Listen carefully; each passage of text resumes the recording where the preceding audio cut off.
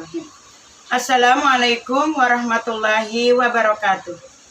Perkenalkan, saya Omas Mas Pupah dari Universitas Panca Sakti Bekasi, Prodi PAUD. Sebelumnya, saya mengucapkan banyak terima kasih kepada Ibu Dr. Mumun Mulyati MPD selaku dosen pengampu mata kuliah Komunikasi dan Negosiasi Pendidikan Anak Usia Dini.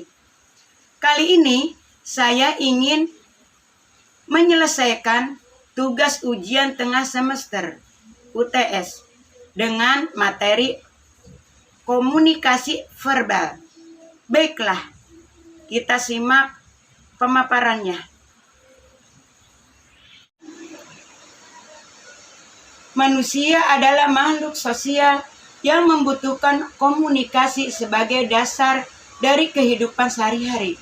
Secara umum, komunikasi dibedakan menjadi dua jenis, yaitu komunikasi verbal dan komunikasi non-verbal. Komunikasi verbal adalah komunikasi yang menggunakan kata-kata dari bahasa, baik lisan maupun tulisan. Komunikasi verbal menempati porsi besar karena kenyataannya ide-ide, pemikiran atau keputusan lebih mudah disampaikan secara verbal. Jenis komunikasi verbal. 1. Berbicara dan menulis.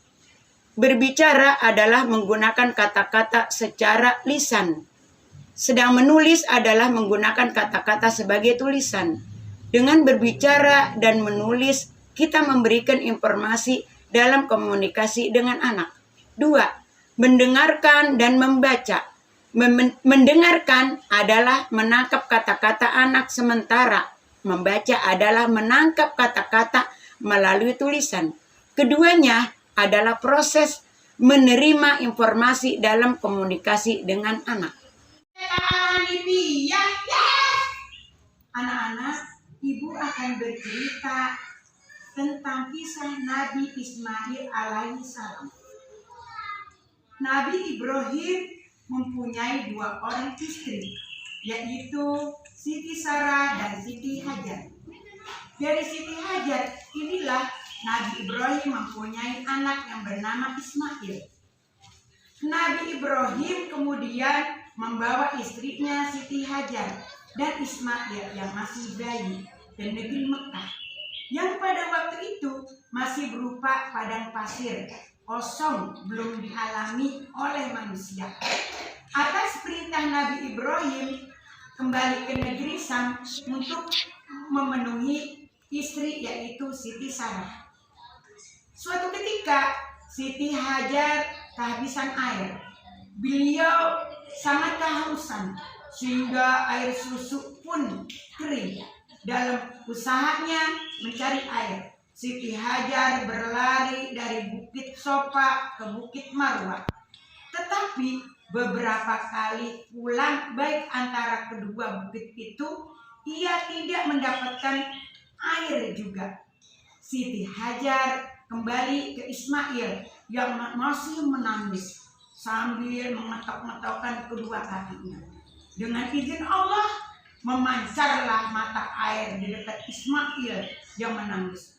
Kemudian Siti Hajar tergesa-gesa untuk menampungnya. Sampai sekarang telaga itu dinamakan Telaga Zam-Zam. Jadi anak-anak, Zam-Zam itu adalah salah satu mukjizat Nabi Ismail alaihi salam. Nabi Ismail alaihi salam yang sekarang itu di kota Mekah banyak. Kalau orang-orang pada pergi umroh atau menunaikan ibadah haji, pasti meminumnya di kota Mekah beradanya air Zam-Zam.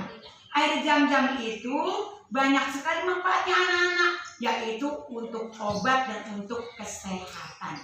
Ya, sekian dari Ibu cerita Nabi Ismail alaihissalam. Anak TK Islam ala Nibiyah.